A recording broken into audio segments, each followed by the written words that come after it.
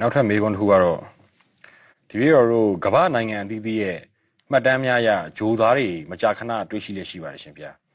အဲ့တော့ဂျိုသားတွေကတကယ်ပဲရှိပါသလားရှိခဲ့တယ်ဆိုလို့ရှိရင်သူတို့တွေကဘယ်ပုံထဲမှာပါပါလဲရှင်ဗျာဂျိုသားလို့ဆိုတာလူတွေနဲ့တွေ့နေချာမဟုတ်တဲ့ဆွေးညားတွေလို့ပြောမှာပေါ့နော်မှန်ပါဗျာဒါပြောမယ်ဆိုလို့ရှိရင်ဘုန်းနေနဲ့အနန္တစัจ java လာအကြောင်းကိုပြောမှာပေါ့မှန်ပါဗျာမြတ်စွာဘုရားလည်းပဲစัจ java လာအသေးဆုံးစัจ java လာဖွဲ့စည်းမှုတွေတခုကစပြီးတော့စัจ java လာ၃မျိုးဖွဲ့စည်းထားတာပြောတယ်မှန်ပါဗျာဘုရားကစัจ java လာဆိုတဲ့စကားလုံးကိုတော့မသုံးခဲ့ဘူးလောကဓာတုဆိုတဲ့စကားလုံးကိုသုံးတယ်နံပါတ်1ကသုလနိကလောကဓာတုတယ်မှန်ပါဗျာအသေးစားလောကဓာတ်အသေးစားစัจ java လာမှန်ပါဗျာအဲ့ဒီအသေးစားစัจ java လာမှာလူပြေရယ်နတ်ပြေ6ထပ်ရယ်မြင့်မို့တောင်ရယ်လေးချွန်းတမြင့်မို့သဘောမျိုးအခုလို earth planet လို့ဟာမျိုးပေါ့အခုကမ္ဘာအချိုကြီးလို့ပြောခြင်းနဲ့ပြောပေါ့ခုခေတ်စကားနဲ့ဆိုရင်မှန်ပါဗျာဒီကမ္ဘာလုံးကြီးလို့ဟာမျိုးပေါင်းအရေးအတွက်1000ရှိတယ်မှန်ပါဗျာအဲ့ဒီ1000နဲ့ဖွဲ့စည်းတာစัจ java လာ1000နဲ့ဖွဲ့စည်းထားတာကိုသုလနိကလောကဓာတုလို့ခေါ်တယ်မှန်ပါဗျာအဲ့တော့အဲ့ဒီတည်းပဲကြည့်လိုက်မယ်ဆိုရင်စัจ java လာ1000ဆိုတဲ့တည်းပဲလူပြေကလည်း1000ရှိမယ်နတ်ပြေတွေကလည်းပဲတစ်ခုတစ်ခု1000စီရှိကြမယ်ဒီသူတို့ရဲ့တီနေရ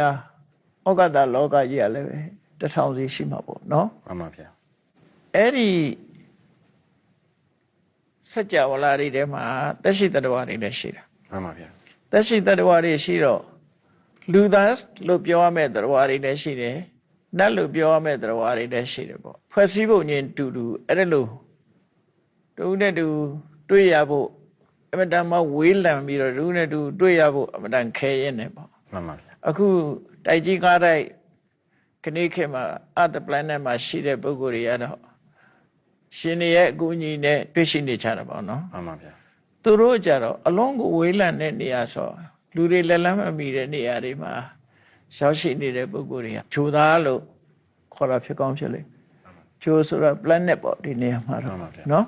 အဲ့ဓာတွေဟာသရဝါတွေပဲပြောမှဆိုရင်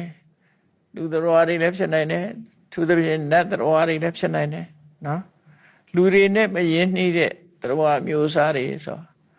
အဲ့တော့လူဆိုတာကတော့တကြိုကနေတကြိုသွားနိုင်တဲ့အတိုင်းအတာမရှိတော့နတ်တွေပိုဖြစ်နိုင်တယ်ပေါ့မှန်ပါဗျာသွားနိုင်တဲ့စွမ်းတကူရှိတဲ့နတ်တွေကပိုဖြစ်နိုင်တယ်ဖြစ်နိုင်တော့ဂျိုသားဆိုတာရှိနိုင်သလားဆိုရှိနိုင်တယ်ပေါ့စัจ java လာတွေရှိနေသည့်အတွက်ကြောင့်တရဝါတွေတတ္တလောကကြီးရှိသည့်အတွက်ကြောင့်လူတွေကခေါ်တဲ့သက်ရှိတရဝါဂျိုသားဆိုတာရှိနိုင်ပါတယ်မှန်ပါဗျာရှိခဲ့ရင်သူတို့တွေကဘယ်ပုံထဲမှာပါတယ်လဲလို့ဆိုရင်လူမျိုးနွယ်ဆိုရင်လူသူတို့စัจ java လာတိုင်းတာတိုင်းသူတို့မှလည်းလူမျိုးနွယ်ရှိမယ်နတ်မျိုးနွယ်တွေရှိမယ်